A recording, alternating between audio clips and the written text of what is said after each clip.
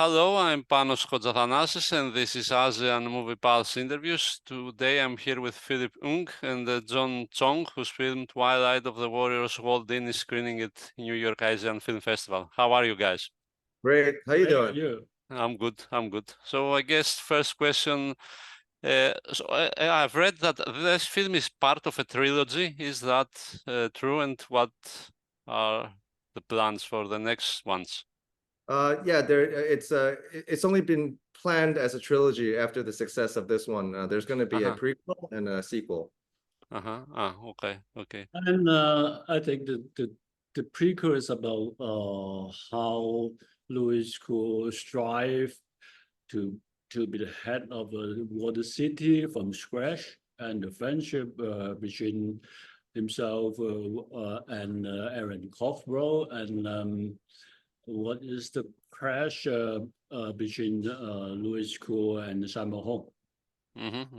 Okay. So I was wondering, my first question is, how did you manage to bring all those actors in this film, all those famous actors? You have Philip there, you have Sammo Hung, you have all those Louis Koo. So how was the casting like? Yes. As a mega film, we used to cast a lot of established stars, but this time we just try to use some of them. And the first committed to the project is Louis Koo, and then because we thought we have to think our box, and we have to take care of the inheritance of the Hong Kong film industry. That's why we brought those guys in. They're up and coming and potential actors, and this is a really risky experiment, but the outcome is quite promising, and we make a handful of stars shine. Next question for Philip, I guess. Can you tell me a bit about your character, King? How would you describe him, let's say? I think King is probably one of the more I wouldn't say exaggerated, but a little more flamboyant characters I've played in my career, and I credit that to the fact that he's an antagonist, because sometimes when you play protagonist, you kind of have to protect the character, because the protagonist is the POV character for the audience to kind of get into the story. So there's certain things you have to do when you're protagonist, but when you're the antagonist, you're more free to kind of explore and try different things. And I appreciate Soy, the director, him giving me this chance. And when he directs, he gives you a direction. He gives you a direction to go, but he lets you develop it. So it was really fun developing this character with him. So is it easier for you to play flamboyant characters as you described, or more restrained, let's say? I think a lot of the characters I played in the past were more restrained, just the fact that they're protagonists, and also the way they're written. And so I think the audience was a bit surprised to see me in a role like this, and I think that was kind of the impact that Soy and the producers wanted as well, because I think when they signed me on, I had a very particular image in the industry already, and they wanted to kind of flip it, and they were able to, and I was game. I really wanted to try something new. I was always been a big fan of Soy and all his movies, and when they called me in to have a chat before they offered me the role, I was already very happy. So and when Soy told me, he said, like, Phil, like, you've been making movies for a while, people know who you are. So but for this movie, people might not even recognize you after the costuming. So I was like, yes, I'm game, because I want to see how you do this. And then the outcome, I think everyone's satisfied. So it was a good experiment, and then the outcome, it's very satisfactory. Yeah. And can you give us some details about how the action choreography work? I guess you were involved in that also, Philip? I was not involved with the choreography, but I'm such good friends with Kenji and known him for many years. And then I was able to offer certain opinions, because but when I'm not the choreographer or the action director of the movie, I usually step back and let the person who's actually in charge do their work. I think that's very important as an actor to do that. And but because I had a little bit more experience in making action movies than some of the other actors, so they would end up choreographing my fight scenes maybe a little bit closer to shooting, and they would do the previs for the other actors first. So that's the main difference. And at first I was a little concerned because when I saw Kenji choreograph Sammo Hung and Louis Koo, their fight scenes are really solid, like 80s, 90s style action, Hong Kong action, and that's where that's the kind of action I prefer to do. But and I noticed the choreography they had for me and the four young gentlemen were a little bit different, more modern and a little bit more unique. And sometimes when you do unique fighting, the power isn't there. So I was concerned about that, but we had a discussion, and so we came up with a middle ground where like there is it's powerful, looks really impactful, but still unique. So I think at the end, tonally speaking, everything came out the way that I think they planned it to come out, and it's pretty satisfactory. Yeah. One of the most impressive aspects of the movie is the whole recreation of Kowloon. Can you maybe tell us a bit about how you managed that? I guess the producer could. Oh Yeah, yeah. I know. You mean Kowloon Water City, right? Yeah. Water City.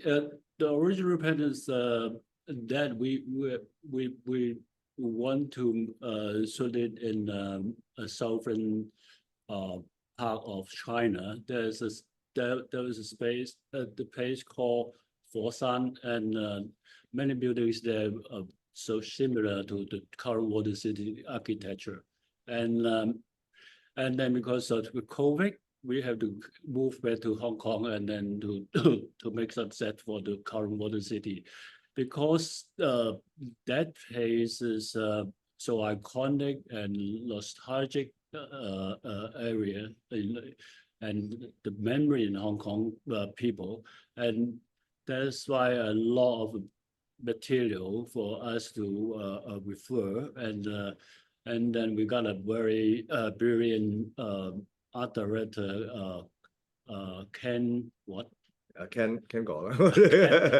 And Ken, and he did an outstanding work, and he bought some old goods, for example, some mailbox or barber chair, and together and put all things together, and then to, for example, if we don't have the old things bring back, and then we will create for example the refrigerator, and then all set, and we built 3 sets on different location, and then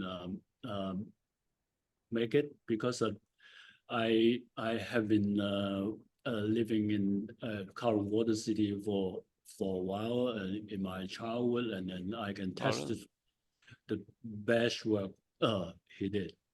And so I felt that there is a sense of nostalgia for Kowloon in the film. Is that how you people from Hong Kong look at Kowloon? I guess for both.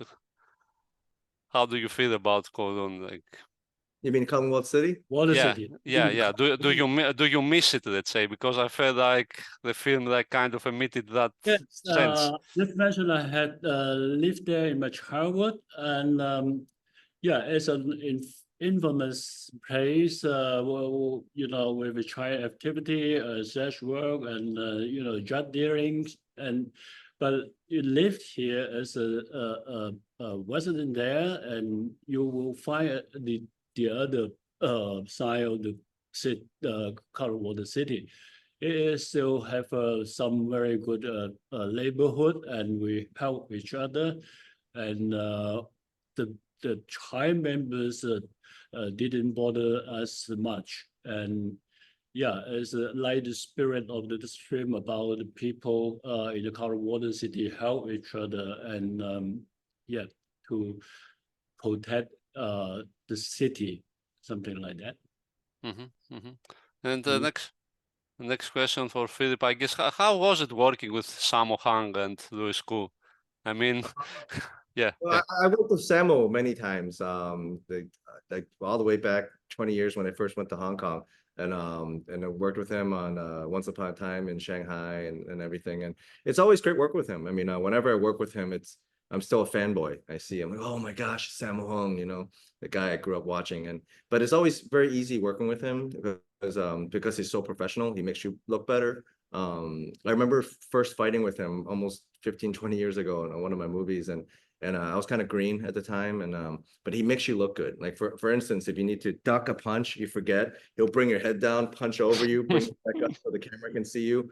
And you're like, oh, maybe did I mess up? But then you look at the playback, oh, you look great because of Sammo. So like working with him both in fighting scenes as well as dramatic scenes, he always helps you bring your A game because and you have to because it's Sammo and you feel obligated. But it's always easy working with him, even though he's such a legend.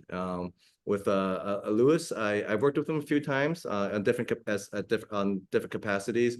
I worked with him as fellow actor, and also I worked with him when I was action directing a certain movie that he was in. So we've worked together, but though not as much as I've worked with Sammo. So, but it's always comfortable working with them, and these are all like very established professionals in our industry. So it's always a pleasure working with them, and you learn a lot, and but at the same time they don't make you feel uncomfortable. So super.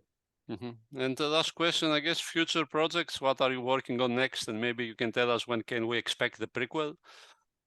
Yes, I got a handful of projects to develop. Two of them is the prequel and sequel to Water City and another action film, and I will work with some new directors together to make some films. But as you know, that there are only one or two films in development and could be successfully turned into production. Philip, you? Yeah, I got a few movies in the pipeline. I just finished filming my own production Without Remorse. That should be, we're in post-production right now. Filmed that with Andy On, Tiger Chan, Sammo Hung, a bunch of Kung Fu guys coming in to help me out.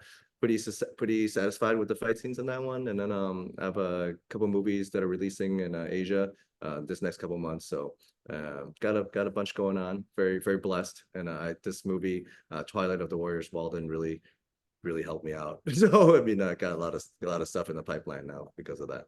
Okay, great. I guess that's it. Thank you very much for your time. Yeah. Good luck moving forward, and see you later. Have a nice day. Bye. Yeah.